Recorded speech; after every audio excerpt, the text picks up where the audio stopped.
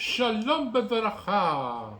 Vamos a continuar con la lectura y estudio de la Torá en nuestro año 5784, para Shah Baishlach. Vamos a continuar donde nos habíamos quedado el año pasado. En Pasuk Zain dice así: וישובו המלאכים אל יעקב לאמור, בנו אליך אל עצה בגן חולה לקראתך ו400 איש עמו. וירא יעקב מאו ויסרו לו, ויעש אל העם אשר איתו בלצום בלבקר האחד גמלים לשני מחנות. ויאמר אם יבוא עצה אל המחנה, ויחר ויקחו בחיה מחנך ניצר לפליטה. ויאמר יעקב אלוקי אבי אברהם ואלוקי אבי יצחק, אשר אומר אלי שוב לארצך מדתך ואיתך עמך, תנתוני מכל הצידים ומכל עמך אשר עשית אל עבדך, נגלי חברתי אל הירדן הזה, ואתה חייתי לשני מחנות. Retornaron los ángeles a Jacob diciendo: hemos venido a tu hermano Esaf, también él viene a tu encuentro, y 400 hombres con él. Temió Jacob sobremanera, y esto lo afligió, y dividió a la gente que se hallaba junto a él y a los rebaños, el ganado y los camellos en 2 campamentos, pues dijo: si viniera Esaf a uno de los campamentos y lo atacara, entonces el campamento restante sobrevivirá. Y dijo Jacob: Dios de mi padre Abraham y Dios de mi padre Isaac, Hashem, que me dijo: retorna a tu tierra y a tus familiares, y haré el bien contigo. Me he empequeñecido por toda la bondad y toda la verdad que has hecho con tu siervo, pues con mi vara crucé este Jordán y ahora me he transformado en 2 campamentos.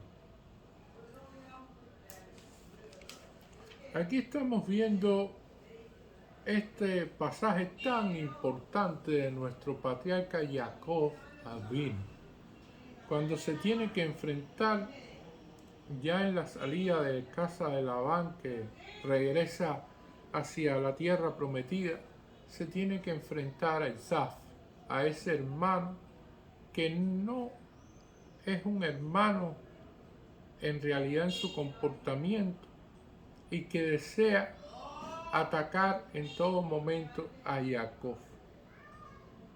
Jacob es criticado ampliamente por muchos de los rabinos con respecto a los jajamim. Nos explican de que él envió mensajeros a Isaac diciéndole que iba a ir hacia allá, que él había habitado en la tierra en la casa de Labán, de que él había y le había enviado también un regalo, una serie de elementos. O sea, hay un preámbulo en el cual Esaf no conocía de la presencia de Jacob. No sabía, Esaf estaba en su mundo. Y entonces Jacob llama la atención de Esaf. Jacob, enviando a esas personas, hace que Esaf entonces deje lo que esté haciendo y se dirija hacia él. Y eso es algo que no se debe hacer, es criticado. Porque precisamente muchas veces el pueblo judío pasa desapercibido, pasa bien, no hay ningún problema, y nosotros no queremos llamar la atención para que entonces los Esaf vengan hacia nosotros. Entonces hay que tener mucho cuidado con esas cuestiones.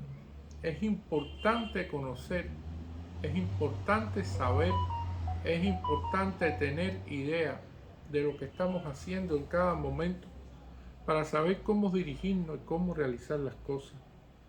Y entonces Esaf, de la manera que ataca, porque dice: retornaron los ángeles a Jacob. Jacob los mandó emisarios comunes. Jacob envía ángeles. Porque Esaf sabemos lo que iba a hacer con alguien común. No iba a hacer la historia. Entonces envía ángeles Y dice diciendo, hemos venido a tu hermano, o sea, que crees tú que este hermano tuyo, pero no es hermano tuyo en su comportamiento. Tú te comportaste como un hermano hacia él, le explicaste, ya quisiste decir que estuviste en casa de Labán, que conoces muchas cosas y que la sobreviviste. Y además de eso, le envías regalos, le dices palabras amables y él no. Y también él viene a tu encuentro. Nadie, Jacob nunca pidió que Esaf viniera a encontrarse con él. Eso es una iniciativa propiamente de Esaf. Y 400 hombres con él. Estos 400 hombres con él no eran hombres comunes, eran generales. Y para ser general, en esa época, había que ser una persona que realmente en la batalla tuviera determinadas cualidades, se había distinguido por su fiereza, precisamente en el combate. Por lo tanto, no iba una comitiva común a recibirlo, sino que iba una comitiva militar a recibirlo. Estamos viendo esto aquí. Y aquí hay dos elementos fundamentales. La primera cosa es que Zaf odia a Jacob. Esto es algo que viene así por la Torá y está desde el principio, y eso no hay manera de eliminarlo. Es una cuestión de la Torá así. La segunda cuestión es que Ismael, cuando ataca de frente. Ismael no dice nada de que voy a tu encuentro, ni nada por el estilo, no hay mucha diplomacia, te dice te odio y te voy a atacar. Es más fácil tratar con un enemigo así. El Zaf no. El Zaf usa la política, el Zaf se escuda a través de argumentos, y el Zaf siempre tiene la manera de disfrazar sus cosas, que lo disfraza de una manera muy solapada, porque lo hace como si fuera el abrazo del oso. El oso que tú piensas que viene a abrazarte y te da ese abrazo fuerte y te saca las pezuñas esas que tiene y esas garras, y entonces acaba contigo. Precisamente el Zaf viene con eso. Si le hubieran preguntado al Zaf, bueno, ¿y cuál es su intención? Bueno, yo vengo a saludar a Jacob y vengo a darle a un comité de bienvenida con mucho cabot, y entonces por eso traemos estas 400 personas. Pero lo que hay de verdad en eso es muy poco. De que viene con 400 personas, sí, pero no es para dar abrazos de bienvenida ni para darle cabota a Jacob. Entonces es uno de los elementos que hay que tener en cuenta aquí, porque nuestros sabios nos explican, muchas veces con la política y con todas estas cuestiones, nosotros tenemos la concepción o la idea de que sí, de que nos quieren, de que estamos bien, de que todas las cosas funcionan, y a veces no es así. A veces no funciona así. Es muy complicado. Es una de las cuestiones en las cuales se ve aquí con el Zaf, que mira cómo llamó la atención Jacob. Y Jacob temió de sobremanera. Aquí lo dice. Vayirá Jacob meot. Vayese. O sea, y lo afligió.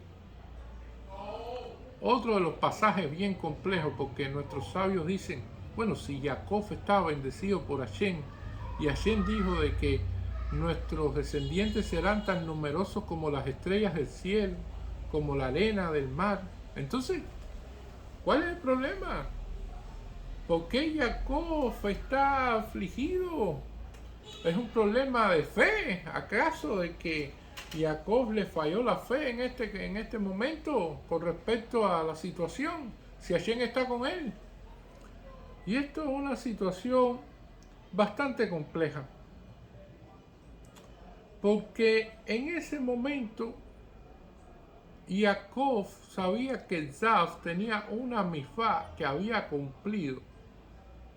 El Zaf se había quedado con los padres y había atendido a los padres durante todos esos años que Jacob estuvo fuera de su casa. Esaú tenía esa misvá tanto para el padre como para la madre, y era una misvá que Jacob no tenía. La otra cuestión del miedo de Jacob con respecto a esto es de que Jacob, si tiene que actuar y llegar al proceso de defenderse, cuando hay que llegar a ese proceso, cuando Jacob tiene que defenderse, ahí le surge miedo. No miedo a que le hagan algo a él, sino miedo a que Hashem le dé la victoria a él. Pero al final no es victoria. ¿Por qué? Porque se matan seres humanos y se está matando el hermano. Si Jacob se defiende y mata a Esaú, entonces el hermano mató al otro hermano. Un hermano mató al otro. Y eso de victoria no tiene nada. Cada vez que hay vidas humanas y pérdida de vidas humanas, en cualquier de estas cuestiones que llegan conflicto, que se va más allá de la diplomacia, ya ahí no hay victoria. Y es una de las cuestiones interesantes. Por eso Jacob tiene miedo, porque dice, si tengo que llegar a defenderme y si tengo que llegar a hacer esto, entonces esto es una cosa que me va a perseguir a mí durante toda la vida. Y esto es uno de los elementos importantes de estas cuestiones. Por lo tanto, Jacob no pensó en su manera de actuar que tenía toda la victoria segura y que todas las cosas iban a salir perfectamente, excelentemente bien. Jacob se preparó. Y aquí habla de varias cuestiones. La primera cuestión la habíamos visto antes del proceso de regalar, de tener buenas actitudes, de tener siempre buenas relaciones con las distintas autoridades, sea quien sea la autoridad, y por lo tanto no irritar a esas autoridades porque precisamente consecuencias pueden traer hacia nosotros. Es uno de los elementos que estamos viendo aquí, cuando Jacob se rebaja, se pudiera decir hasta hacia su hermano Esaú, y le regala todas estas cosas y le dice, bueno, mira, todo esto es tuyo, yo soy tu siervo Jacob, todas estas cuestiones que hace con tal de que Esaú lo deje tranquilo. Es un primer elemento que va a ver aquí. La segunda cuestión aparece que divide el campamento, divide a la gente que se hallaba junto a él, y no solamente divide a las personas, divide también la riqueza. Divide los rebaños, el ganado y los camellos en dos campamentos por la Parnasá, porque dice, bueno, si viniera el Esaú a uno de los campamentos y lo atacara, entonces el campamento restante sobrevivirá. A partir de ahí nosotros hemos visto que el pueblo de Israel tiene también el mismo comportamiento en muchos de estos elementos. O sea, hay judíos y hay comunidades en la mayoría de los países en el mundo. Y estas comunidades aseguran la supervivencia del pueblo judío, porque si en algún lugar son atacados, entonces pueden ir hacia otro lugar. Y muchos hemos emigrado, tenemos familias que venían de Polonia, que venían de Alemania, que venían de Rusia, que venían de España, que venían de distintos lugares. Y que después, cuando no fue seguro, vinieron hasta aquí. Y después otras emigraron hacia allá y así sucesivamente. Y esto es una de las cuestiones de dividir los campamentos. O sea, no hay un lugar en el mundo donde tú digas, bueno, están todos los judíos ahí. No, eso no existe. Siempre van a existir hasta que no vengan Moshiach Tzidkeinu, judíos en distintas partes del mundo, comunidades en distintas partes del mundo, y así jamás Am Israel podrá ser destruido. Es una de las cuestiones interesantes, que ya aparece aquí la concepción de separar los campamentos, de también separar la Parnasá, de que bueno, no solamente ustedes se salven, sino que se salven con recursos, que tengan lo suyo también, el otro para aquí. Todos estos elementos también forman parte de estas cuestiones. Y el otro elemento también que vamos a ver es la tefilá, o sea, la oración a Hashem, que es muy importante la tefilá en todo momento, la oración. Muchas cosas que suceden en la tierra se resuelven desde el cielo. Y entonces tenemos que tener atento a esto que dice la perashá aquí en este momento. Es como la persona que fue a ver al rabino y va y entonces habla con el rabino y el rabino le dice, bueno, ¿cuál es tu problema? Y dice, bueno, yo he estado en un litigio por 20 años. Yo debía haber recibido una cantidad de dinero por mi negocio, pero he estado 20 años en litigio de aquí para allá porque no estoy de acuerdo. No he recibido una parte suficiente y sigue en litigio. Y ya lo que ha gastado en abogado vale más de lo que iba a recibir. Y entonces el rabino le dice, esto es un negocio de perder y perder. Porque si tú vas a estar en litigio por 20 años y en definitiva no tienes vida, lo mejor es llegar a un acuerdo que quizás no sea todo lo que tú quieras, pero que sea un acuerdo favorable. Porque precisamente este proceso en el que tú andas no te va a ayudar y te ha quitado los años de encima. Y entonces aquí es este elemento como tal que está aquí. Nosotros vamos a ver que el pueblo de Israel es un pueblo que para sobrevivir le ha costado muchísimo. Solamente Akadosh Baruj Hu nos ha salvado esto. Existían leyes en la antigüedad inclusive que ahora parecen de ciencia ficción, ¿no? Si uno las dice, de que había personas que, por ejemplo, que vivían en países árabes que eran judíos y que no podían usar zapatos si caminaban en una calle de Goy. Y así se distinguía el judío. O que un judío no podía montarse en un burro, porque el burro valía más que el judío. Y entonces nuestros sabios, entendiendo todas estas cuestiones que han sucedido con el pueblo de Israel, entendiendo todos estos elementos, trataron por todos los medios que el pueblo judío no se asimilara y que el pueblo judío no, porque iba a llegar un momento de que iban a actuar como el Zaf, que parece que todo está bien, pero no está bien. Y entonces establecieron leyes con respecto al vino, que no se puede tomar vino de Goy, y el vino es una cosa natural, una cosa sencilla, una cosa, pero el problema es que el vino acerca a los corazones. Y esto también era un problema del acercamiento con los goyim.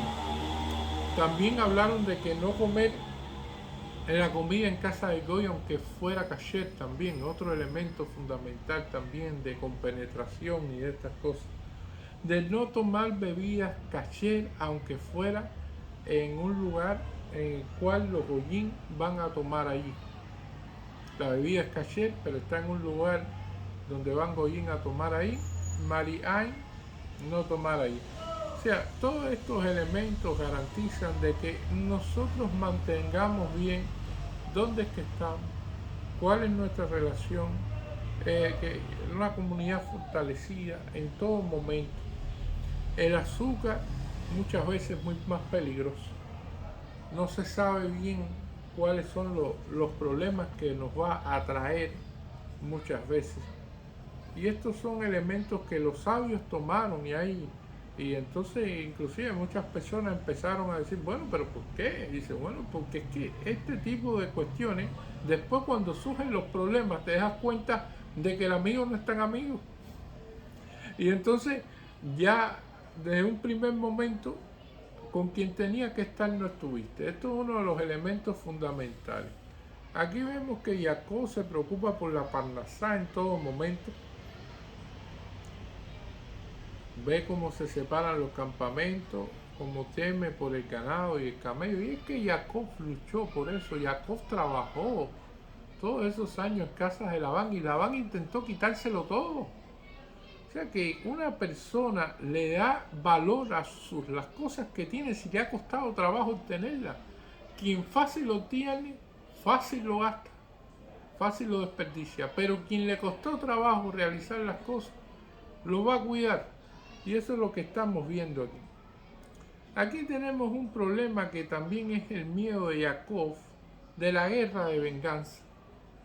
Esto nosotros podemos entenderlo si vamos al Tanaj y vemos la parte de Sansón, de Shinchón. Vamos a ver que se murió él con tal de que murieran 2000 filisteos, o sea, 2000 filisteos, que se lo ataron a las columnas y él perdió la vida con tal de inmolarse ahí, pero que murieran todos los demás. Y este sabor dulce de la venganza, se pudiera decir, es lo peor que puede suceder porque son personas que están dispuestos a todo. Y esto es uno de los elementos que preocupa a Jacob aquí. Dice, ¿hasta qué punto está Esaú dispuesto a realizar las cosas? Jacob evidentemente se preparó para la guerra, no que fue dividido los campamentos, todo a nivel de Mirá se explica de que tenían espadas escondidas, de que tenían todo, parecía que no, pero sí estaban preparados para la guerra. Y Jacob alabó a Esaú y le dio bellos regalos, le envió estos mensajeros con alabanza. Y estos son elementos en los cuales estamos viendo aquí. En el rezo de Jacob dice, Dios de mi padre Abraham y el Dios de mi padre Isaac. Aquí hay un elemento. Isaac en ese momento estaba todavía con vida y no se puede mencionar el nombre de Dios con respecto a alguien que esté vivo. Porque quien está vivo todavía no ha cerrado el cúmulo de acciones que puede hacer en vida.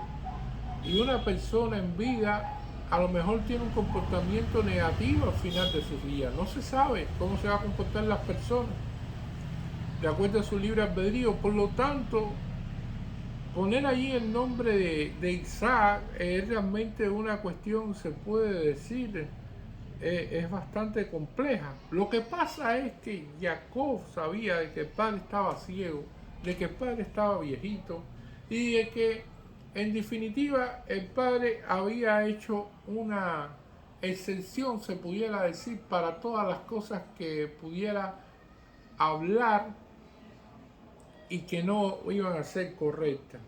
Lo que se llamaría un Mesirá Noaf, o sea, una cuestión de que usted va y usted prepara un documento y dice, si ya yo cometo, con todos sus cabales, por supuesto, un documento, si yo cometo alguna acción, digo algo que esté incorrecto, todo esto, anulo mis palabras en un futuro, por si acaso yo pierdo uso de razón y digo una cuestión que no deba decir.